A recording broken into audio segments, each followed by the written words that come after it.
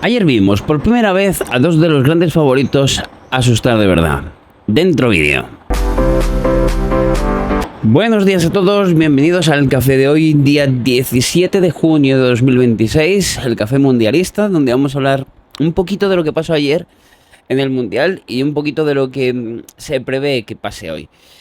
Vamos directamente, que hoy tampoco voy a hacer un vídeo muy largo, que ayer me excedí, quizás por comentar el partido de España, pero bueno, y hay muchas cosas que comentar.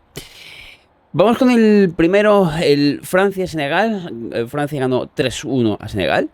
Yo tengo que decir una cosa. Este partido yo creo que fueron dos.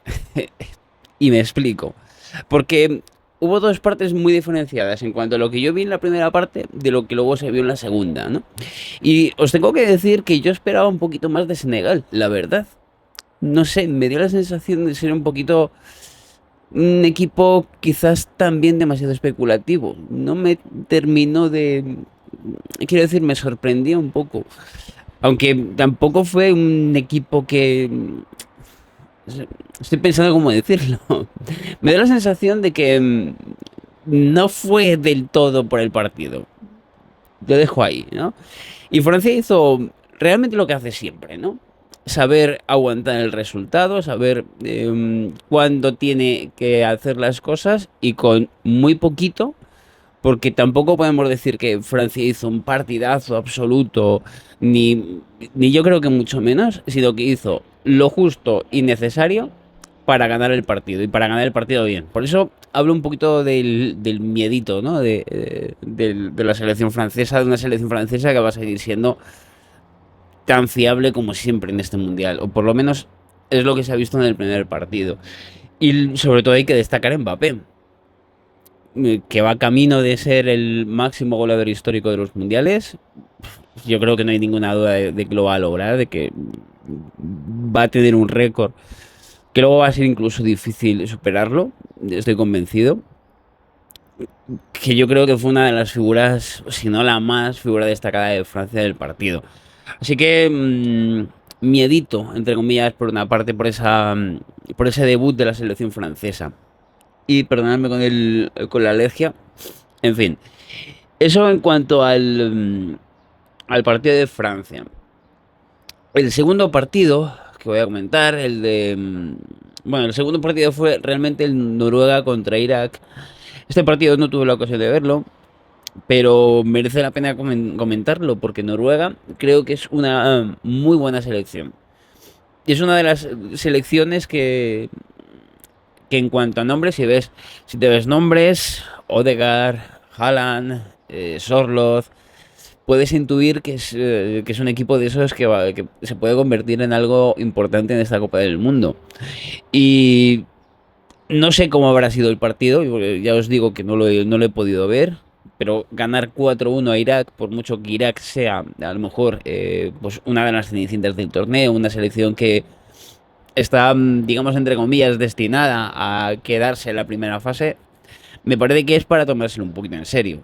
No sé cómo fue el partido, pero creo que Noruega se puede convertir en algo que llegue a cotas importantes, ¿vale?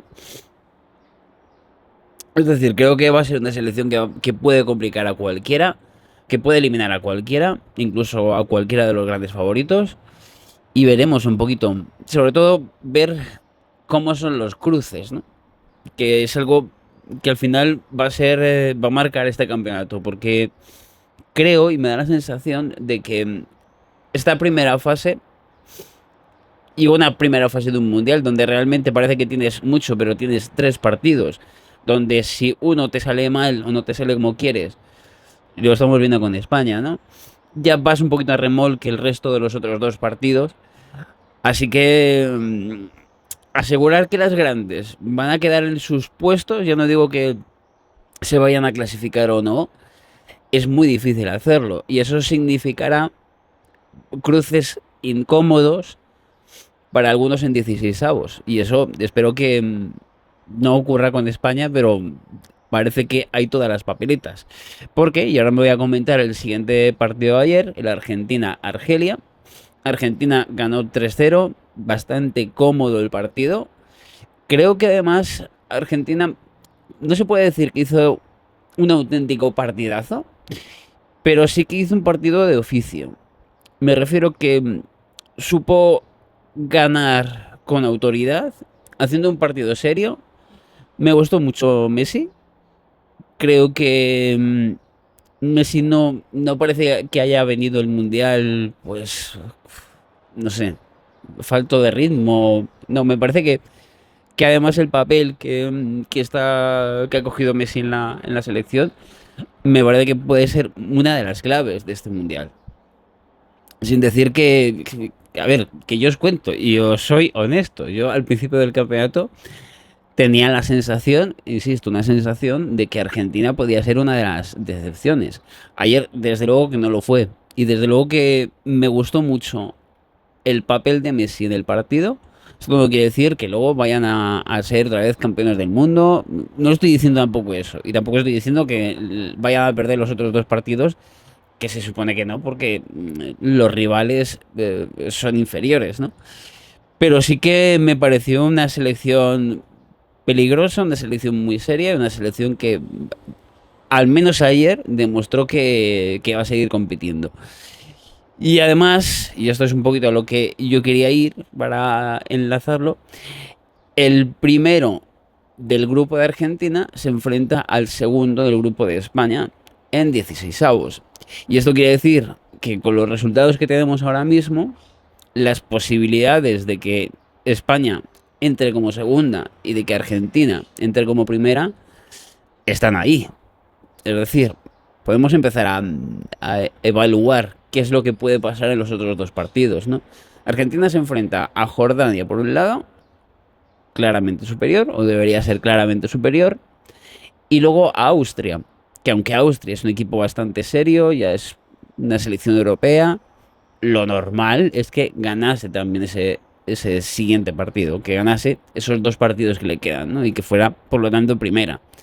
Y España, por otra parte, se tiene que enfrentar el domingo, ya lo comentaremos bien, a Arabia Saudí, en el que a mí me parece que puede ser el rival más peligroso del grupo, porque tengo la sensación de que esta selección saudí tiene suficiente experiencia, tiene suficientes jugadores y está creciendo de una manera bastante importante.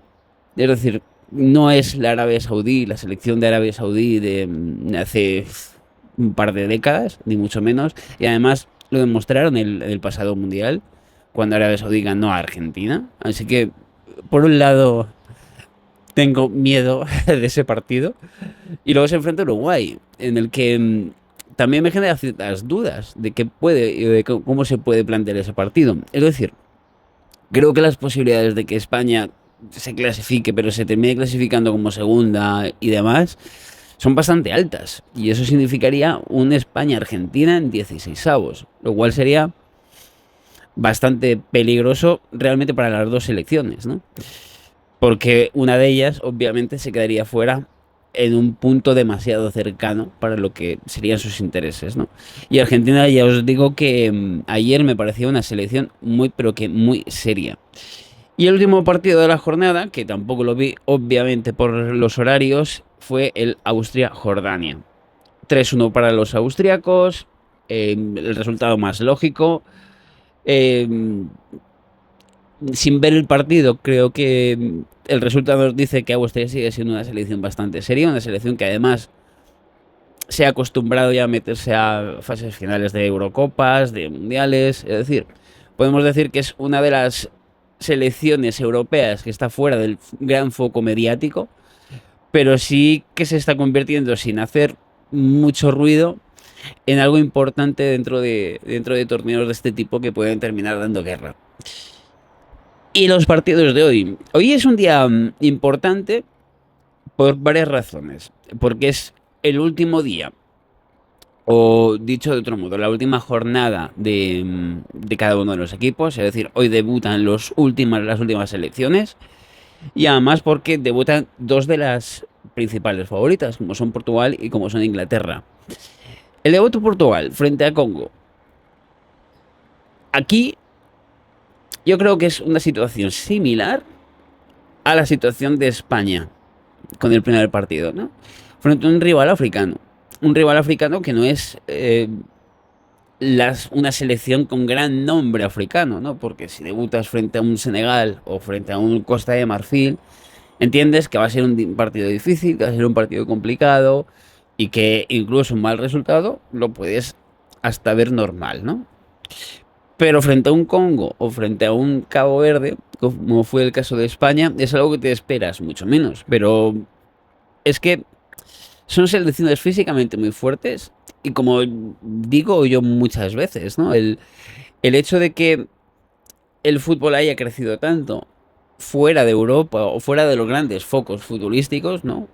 Fuera de Europa, fuera de Sudamérica, si me queréis entender, yo creo que hacen que sea uno de los debuts más incómodos, ¿no? Porque por un lado no sabes lo que te puedes encontrar y como le pasó a España, si de repente se encuentra con un rival que apenas da espacios, que lo tiene muy organizado todo y que te plantea un partido difícil, pues te puede pasar un poquito lo que le pasó a España.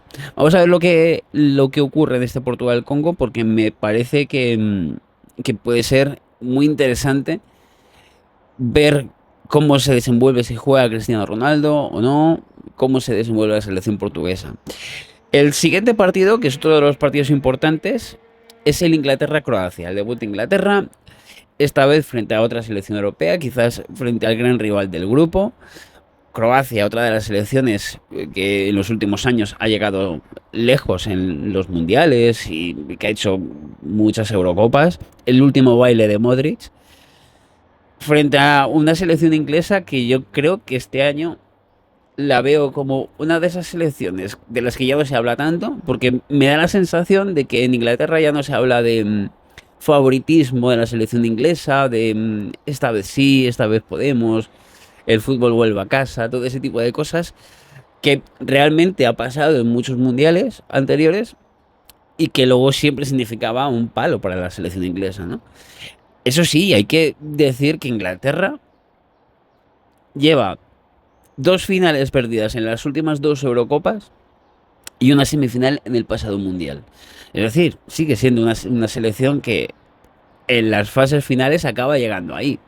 Y a mí me parece que debería ser francamente favorita frente a una selección croata que me da la sensación que todavía está haciendo el cambio generacional, ¿no? Es difícil para Croacia hacer un cambio generacional por motivos de tamaño obvios del país. Estamos hablando de un país relativamente pequeño y no es fácil hacer un cambio generacional de una generación tan fuerte como la que ha tenido, ¿no? Veremos un poquito cómo se desenvuelve Croacia en este mundial.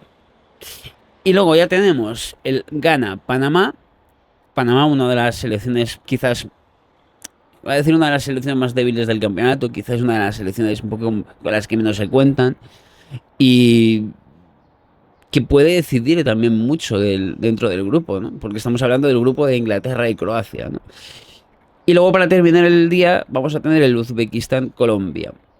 Uzbekistán, una de las selecciones debutantes en la historia de los mundiales, frente a una selección colombiana que, a ver, Colombia, yo la pondría dentro incluso de las favoritas para llegar bastante lejos.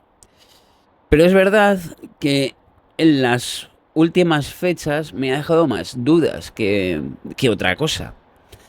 Porque viniendo de una selección colombiana, que yo recuerdo mucho aquel partido amistoso hace 2 años antes de la Eurocopa, donde ganaron a España.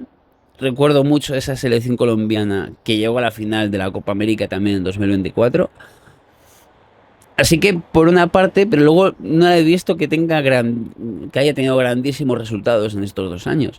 Así que quizás me deja un poco con ganas de ver qué es lo que puede hacer Colombia en este mundial.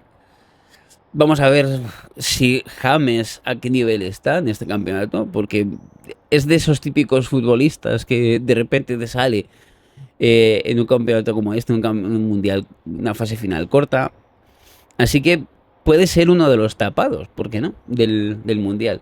Frente a un Uzbekistán que seguro se lo va a intentar poner fácil. Un equipo muy, como digo yo, muy, como, muy roerroso, ¿no? Es decir, que hay que roer y masticar ese partido de una forma desagradable porque te lo están poniendo muy, ¿sabéis? Así que veremos. Luego voy a hacer bueno, las voy a hacer también aquí. Y ya termino con eso.